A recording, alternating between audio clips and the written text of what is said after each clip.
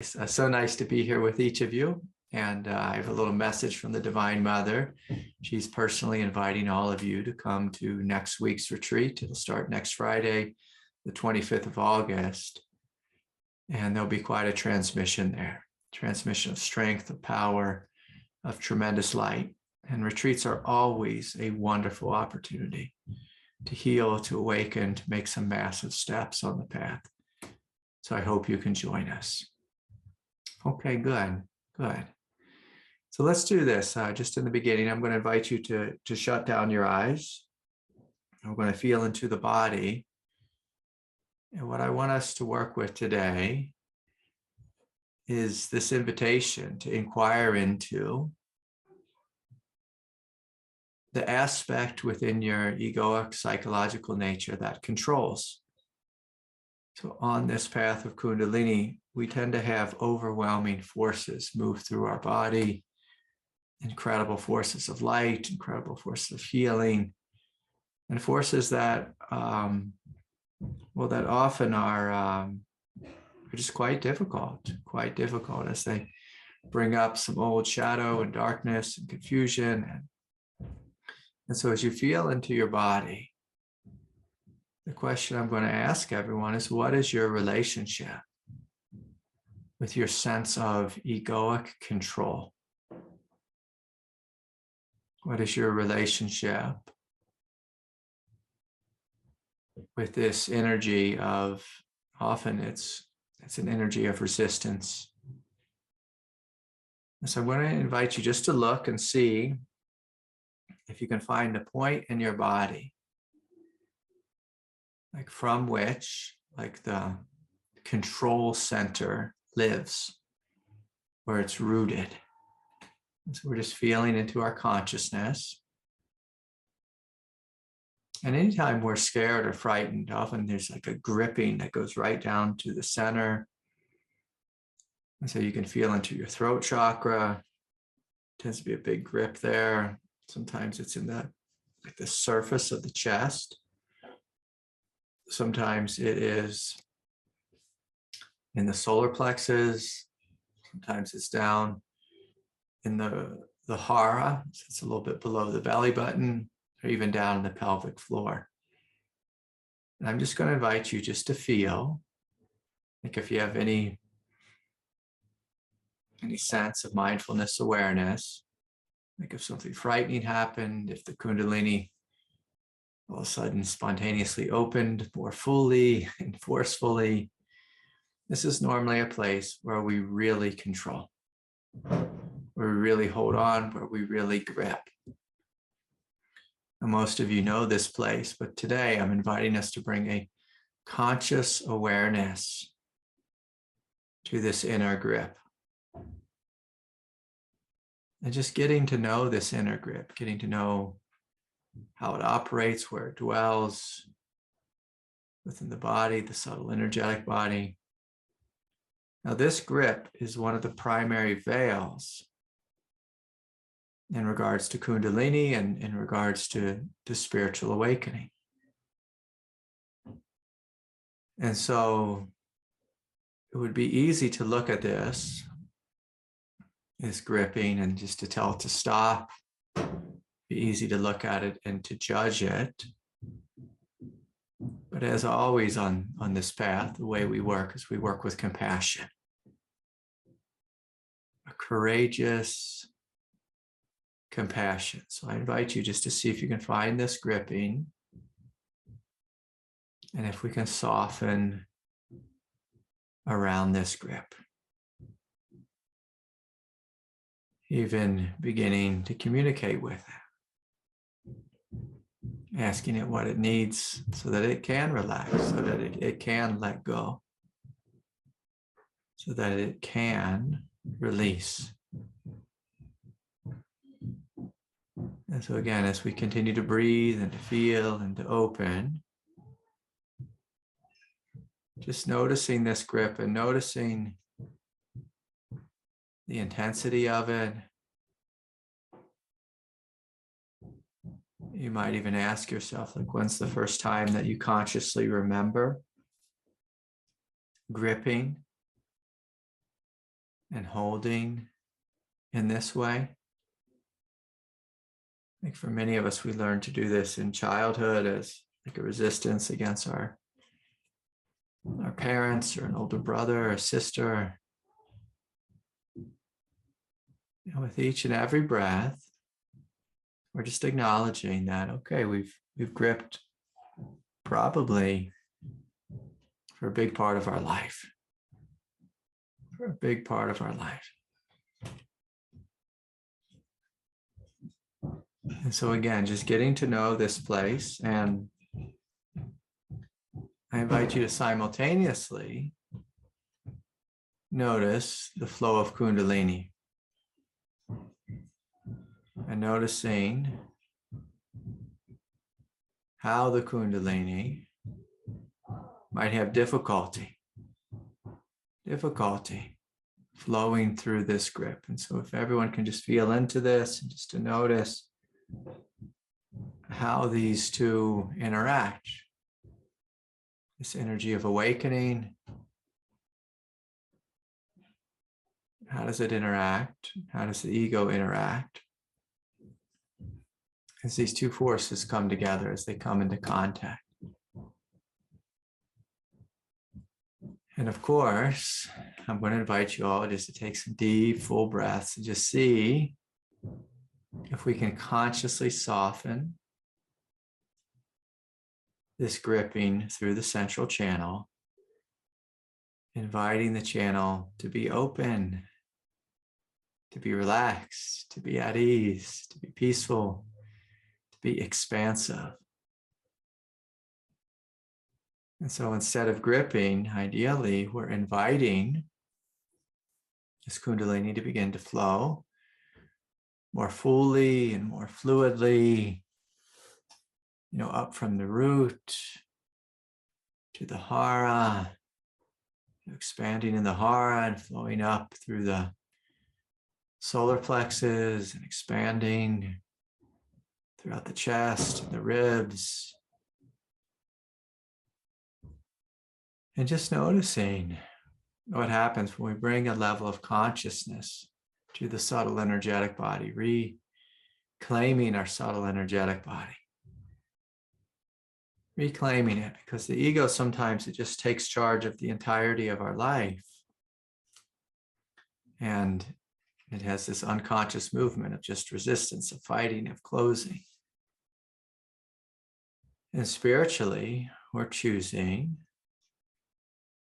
to inhabit the body, to welcome the Kundalini, to soften this controlling grip that most of us have that flows right through the center.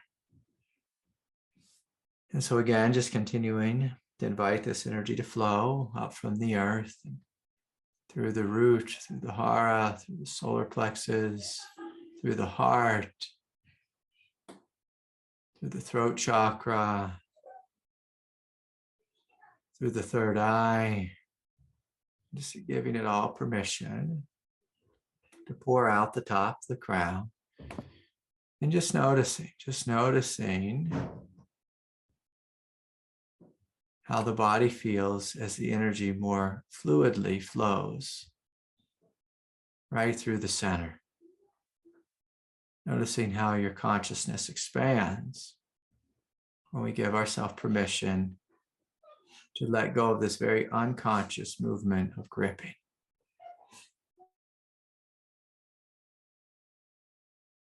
And so breathing and softening and melting.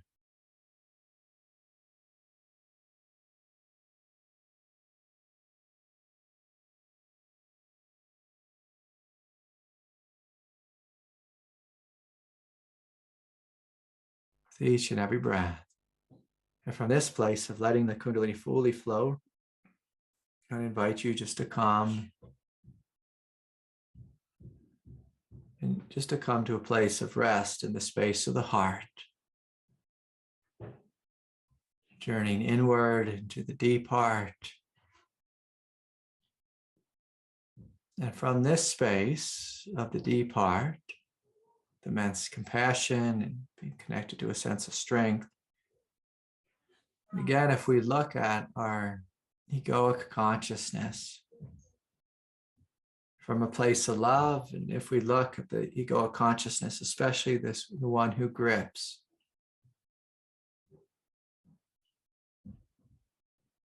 I want you to notice what you see there.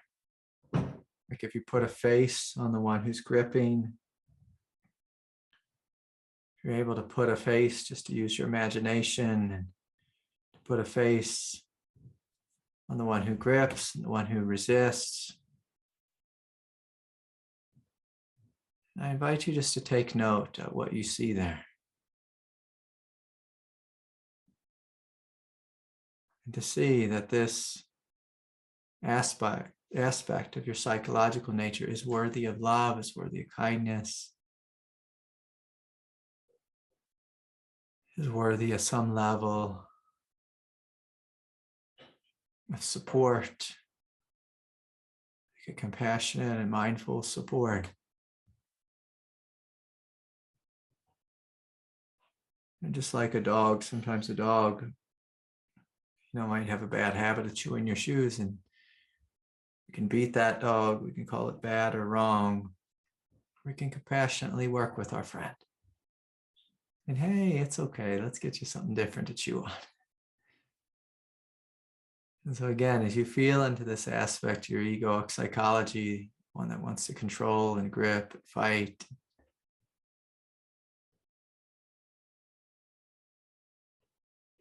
just seeing, asking, what do you need? How can I help you? How can I support you in a loving way? In a loving way. In a gentle way. In a way that helps you to outgrow this very basic sense of consciousness of just gripping, just gripping anything that doesn't feel good. So again, let's see if we can just soften a little more throughout that grip.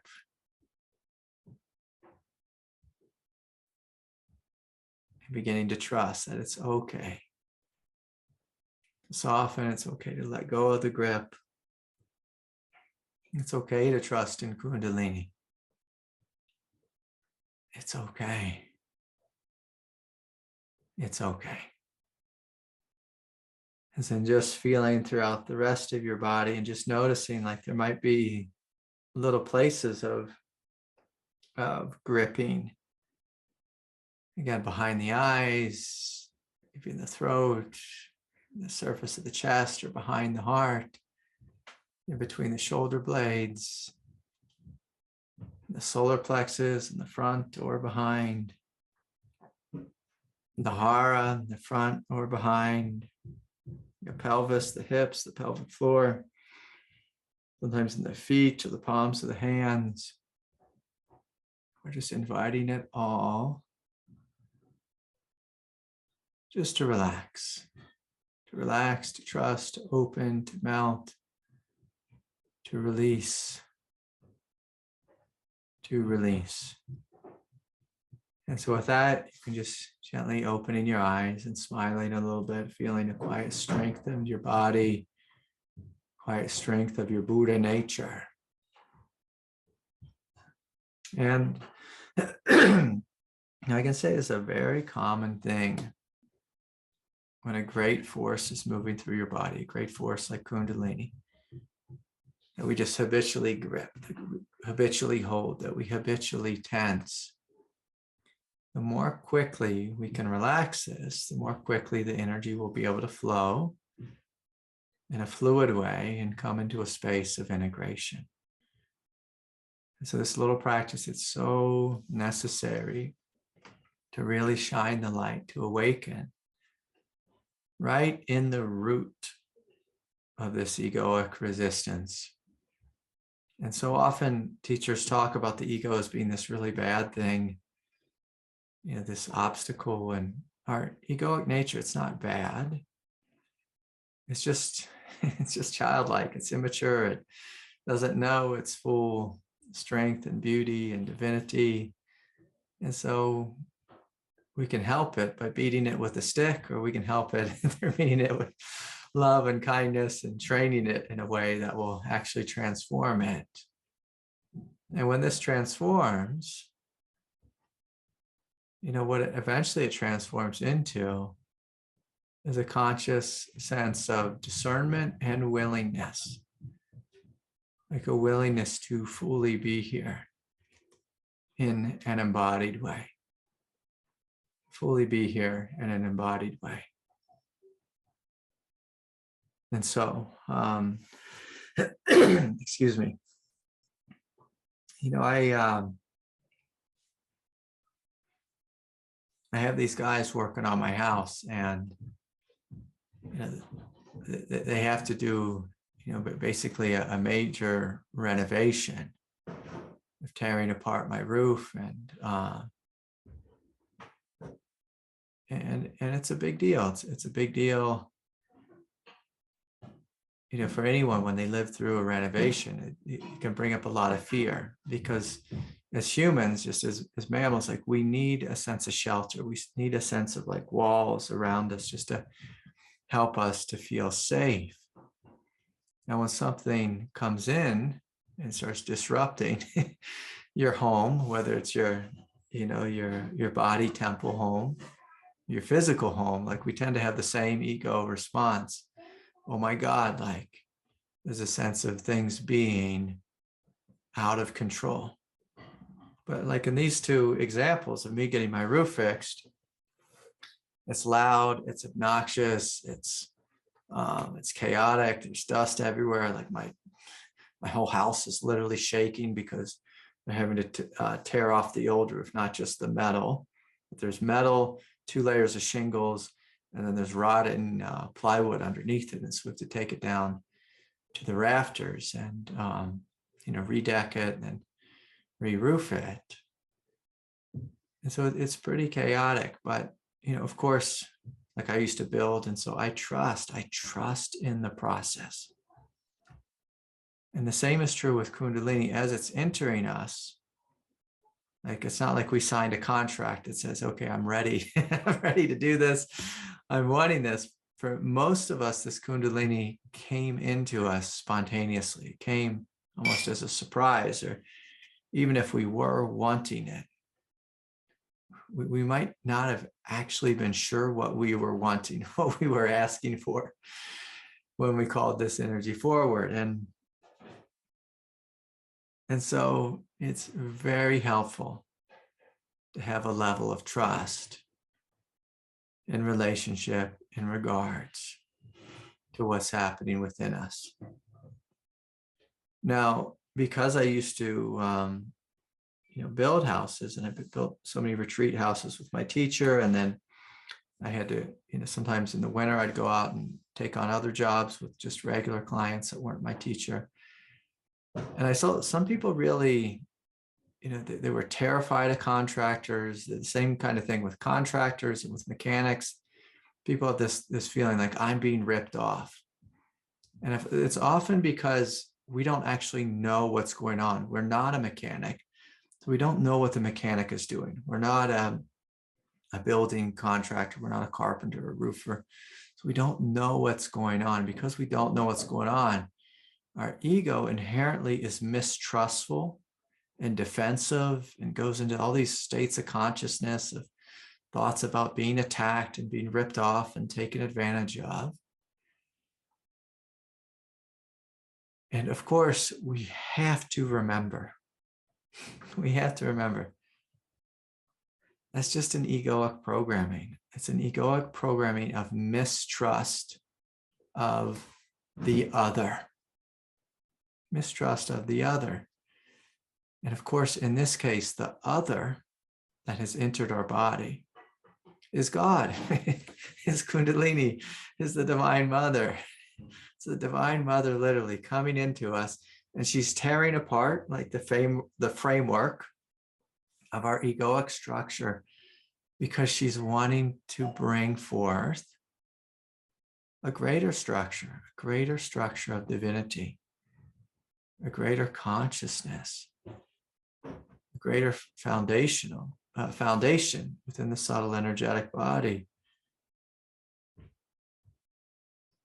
And when we trust, everything is easier.